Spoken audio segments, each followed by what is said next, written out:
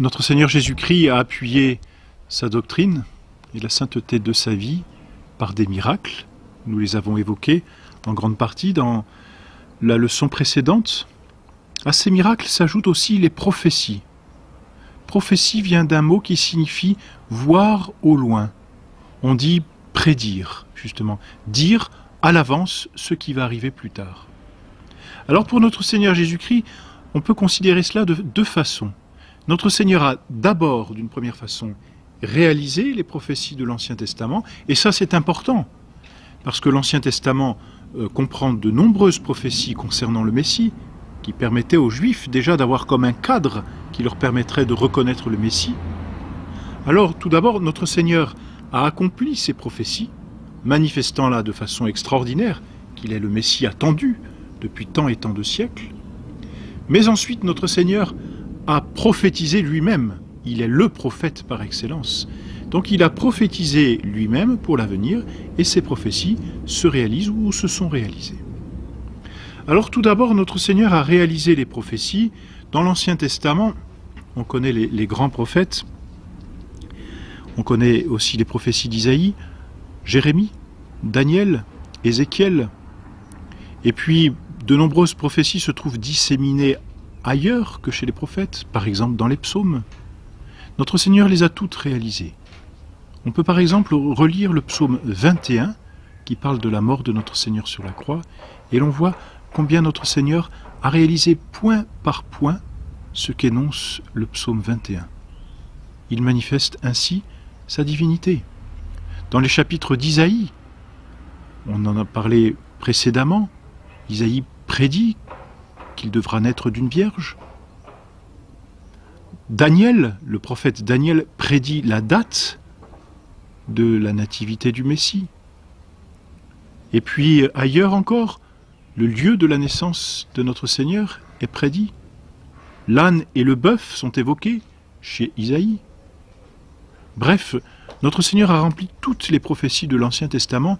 Et voyez-vous, quand les rois mages vont voir Hérode pour s'enquérir du lieu où doit naître le Messie, les Juifs n'ont aucun souci pour dire « mais c'est à Bethléem, c'est écrit ». Donc les Juifs connaissent parfaitement les Écritures et connaissent donc les prophéties qui s'y trouvent et savent très bien que notre Seigneur a réalisé ces prophéties. Donc voyez, notre Seigneur, dans un premier temps, a réalisé toutes les prophéties faites dans l'Ancien Testament. Mais ensuite, notre Seigneur a lui-même prophétisé. Il a particulièrement prophétisé sa passion, ce qui était d'ailleurs un mystère pour ses apôtres, sa mort sur la croix, sa résurrection, c'est entendu. Mais bon, notre Seigneur a prophétisé aussi pour les disciples, notre Seigneur a prophétisé aussi pour le peuple juif, notre Seigneur a prophétisé aussi pour l'histoire de l'Église. Bon, pour lui-même, notre Seigneur a dit « Voici que nous montons à Jérusalem, où le Fils de l'homme sera livré au prince des prêtres. » Les apôtres ne comprenaient pas, c'était pour un mystère, cette mort sur la croix, cette flagellation de notre Seigneur. C'est impossible, c'était même impensable, vu la grandeur, la toute-puissance de notre Seigneur Jésus-Christ. Donc cette prophétie était encore plus éclatante. Comment celui qui fait tant de miracles, comment celui qui ressuscite les morts, peut-il mourir sur une croix et se laisser faire? C'est impossible. Notre Seigneur l'a prédit et sa prédiction a été réalisée.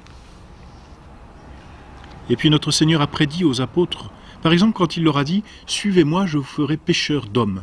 C'est à Saint-Pierre par exemple. Eh bien cette prophétie s'est réalisée. Dès les premières prédications de Saint-Pierre après la Pentecôte, c'est par milliers que les Juifs se sont convertis. À Saint-Pierre aussi, notre Seigneur lui prophétise son reniement. Notre Seigneur, Saint-Pierre, a beau protester en disant « Jamais de la vie, je vous suivrai jusqu'au bout ». Notre Seigneur lui dit « Avant que le coq ne chante deux fois, tu m'auras renié 3 fois ». Et Saint-Pierre s'en souviendra au moment du reniement. Notre Seigneur prophétise la trahison de Judas. Et n'allons pas dire que notre Seigneur pousse Judas à le trahir, c'est faux. Notre Seigneur, Dieu, ne pousse jamais personne au mal, c'est impensable. Mais voilà, l'un d'entre vous me trahira, et c'est Judas. Et notre Seigneur l'avait prophétisé. Voilà pour les prophéties vis-à-vis des apôtres. Mais notre Seigneur leur prophétise le Saint-Esprit, qu'il va leur envoyer. Et puis leur apostolat auprès des nations, les tribulations, leur victoire, le secours divin. Notre Seigneur prophétise tout ce qui va arriver. Vous aurez bien à souffrir dans le monde, mais prenez courage, j'ai vaincu le monde, leur dit-il. Ou ailleurs, on se saisira de vous et on vous persécutera. Les apôtres savaient très bien ce qui les attendait. Quand tu étais jeune, tu te saignais toi-même, dit notre Seigneur à Saint Pierre. Un autre, désormais, te ceindra et t'emmènera là où tu ne voudras pas, lui prédisant sa mort.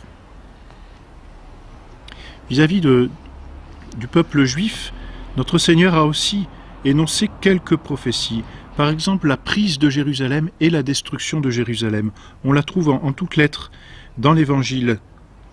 C'est saint Luc qui l'énonce ainsi. « Tes ennemis feront une circonvallation autour de tes murailles, ils t'enfermeront et te presseront de tous côtés, ils te ruineront, toi et tes habitants. » Notre Seigneur a pleuré sur cette prophétie. Jérusalem, Jérusalem, toi qui tues les prophètes. Combien de fois j'ai voulu te rassembler. Notre Seigneur a prédit la ruine définitive du temple. En vérité, je vous le dis, il ne restera pas pierre sur pierre, pas une qui ne soit renversée. Et l'on sait ce que l'histoire nous a laissé en l'année 70 de cette destruction totale de Jérusalem. La prophétie s'est réalisée. Notre Seigneur avait prophétisé le massacre et la dispersion des Juifs parmi les peuples. C'est encore saint Luc qui nous l'énonce au chapitre 21. On les passera au fil de l'épée et on les mènera en esclavage parmi tous les peuples. Et Jérusalem sera foulée aux pieds par les nations. Et je vous dis, ajoute notre Seigneur, que plusieurs viendront de l'Orient et de l'Occident et seront placés au festin avec Abraham, Isaac et Jacob dans le royaume des cieux, tandis que les enfants du royaume seront jetés dehors dans les ténèbres. Et là, notre Seigneur prophétise la vocation des païens, l'appel des païens, justement, à la sainteté. Et notre Seigneur a aussi prophétisé pour son Église, c'est certain. D'ailleurs, notre Seigneur a prophétisé que son règne sur l'Église et par l'Église et dans les âmes se ferait par la croix. Et moi, quand je serai élevé de terre, j'attirerai tout à moi. Véritable prophétie qui manifeste combien la croix est l'instrument du salut. On se souvient de la bataille, par exemple, du pont Milvius, avec Constantin. In hoc signum vinces. Par ce signe, tu vaincras. Et c'est vraiment, la croix est vraiment l'instrument du salut. Notre Seigneur l'avait prophétisé. Notre Seigneur a aussi prophétisé la prédication de l'Évangile dans l'univers tout entier. Cet Évangile du royaume se publiera dans tout l'univers, dit-il. C'est saint Matthieu qui le relève.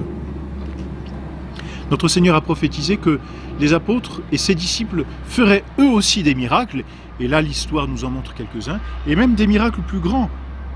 Celui qui croit en moi fera les œuvres que je fais, il en fera même de plus grandes. On rapporte par exemple que l'ombre de Saint Pierre suffisait à guérir les malades. Ce que notre Seigneur, en tout cas ce qui n'est pas rapporté dans l'Évangile.